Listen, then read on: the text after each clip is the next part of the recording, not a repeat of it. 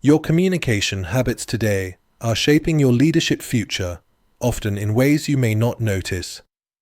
Whether it's the way you use a pause, adjust your tone, or delegate responsibilities, each choice signals your effectiveness as a communicator. We'll walk through 7 traits that set exceptional communicators apart. For example, did you know that 85% of professionals experience anxiety when speaking in public, yet most interpret this as a personal flaw rather than a universal response? Trait 4, in particular, challenges a common misconception even among experienced executives. Understanding the roots of these reactions is the first step toward turning anxiety into an advantage. If you're new here, please subscribe and like, because I share tips to help you improve your career. When you step up to speak, your body's reaction is rooted in evolution. The science behind communication anxiety shows that public speaking activates the same neural pathways as facing physical threats. Your amygdala, the brain's threat detector, reacts to a conference room full of colleagues just as it would to a predator. This triggers the fight or flight response, flooding your system with adrenaline and cortisol. The result? Your heart races, your voice may tremble, and your mouth goes dry. These are not signs of weakness. They are evidence that your body is primed for action. During these moments, your brain temporarily prioritizes survival over verbal recall, which can lead to those frustrating mental blanks. This is a direct result of your body's natural stress response, not a personal failing. In fact, Chapman University research shows that 85% of people report a fear of public speaking, highlighting just how common these reactions are. Speaker anxiety is not an indicator of incompetence, it's a signal that the stakes matter to you. Interestingly, research from Yale University found that presenters experiencing moderate levels of anxiety actually recalled 22% more of their material compared to those who felt completely relaxed. This suggests that a certain degree of stress can enhance focus and memory retention, turning what feels like a liability into a performance asset. The key difference lies in interpretation. While many professionals view rapid heartbeat or sweaty palms as evidence of impending failure, elite performers recognize these cues as readiness. These physiological responses are not obstacles to overcome, but resources to harness. Recognizing them as part of your body's preparation for high-stakes situations allows you to approach communication with greater self-awareness. This understanding lays the groundwork for building confidence, not by eliminating nerves, but by shifting how you relate to them. With this foundation, you can begin to adopt the mindset and techniques that top communicators use to transform anxiety into connection and impact. If you're finding this helpful, please subscribe and like, because it helps us create content that matters to you. Also, if you want to take your skills further, check out our executive education and executive coaching programs at execlead.com.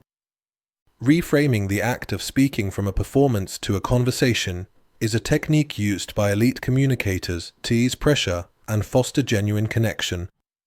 When you approach a presentation as a conversation, you naturally shift away from the anxiety of being judged and toward a mindset of shared understanding. This subtle change can reduce stress and help you engage more authentically with your audience. In a workshop on effective speaking, leaders who adopted this conversational framing reported feeling more at ease and noticed their body language became more open and inviting. The difference lies in moving from a focus on perfection to a focus on interaction, which makes both you and your listeners more comfortable. One practical method for maintaining this mindset, especially when things don't go as planned, is the yes and technique from improved theater. Instead of reacting defensively to unexpected questions or objections, you acknowledge what's been said and build on it. For example, when a challenging question arises, responding with "Yes, I see your point, and here's another perspective," helps keep the exchange collaborative. This approach, highlighted in communication workshops, encourages flexibility and turns potential obstacles into opportunities for connection.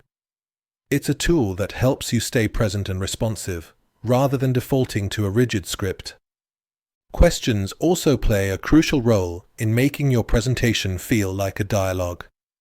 Chapman University found that 85% of people fear public speaking, often because they feel isolated on stage. By asking questions, whether rhetorical or designed to prompt thought, you draw your audience in and create a sense of shared experience. This tactic not only boosts engagement, but also helps interrupt spirals of anxiety by shifting your focus outward, onto the people you're communicating with. Conversational language is another powerful tool. Replacing formal phrases with inclusive ones, like saying "what this means for us" instead of "as you can see," brings your audience closer and makes your message more accessible. These small adjustments foster a sense of collaboration rather than distance. To ground yourself in the present moment and manage nerves, try a simple exercise from improved workshops, recite a tongue twister, or engage in a brief physical activity before you speak. These techniques help redirect your attention from future worries to the immediate task, making you more present and engaged. Mastering these reframing strategies allows you to approach speaking opportunities with greater confidence and less apprehension. The real shift happens when you start to see your nerves not as a problem to fix, but as a resource you can use. In practice, effective communicators use the matching principle, adapting their style to fit the conversation, to put both themselves and their audience at ease. Research from Harvard Business School workshops shows that when you acknowledge and reframe signs of anxiety, you not only calm your own nerves, but also make your listeners more comfortable. This approach turns what could be a stumbling block into a point of genuine connection. Remember the maxim, don't just do something, stand there. Sometimes, simply pausing and allowing yourself to be present can be the most powerful move. Share in the comments which communication experiment you'll try next, and subscribe for more leadership insights from ExecBeat. Thanks for watching. Please subscribe and like, because it helps us bring you more free videos. And if you're ready to grow your career, visit execbeat.com to learn about our executive education and coaching.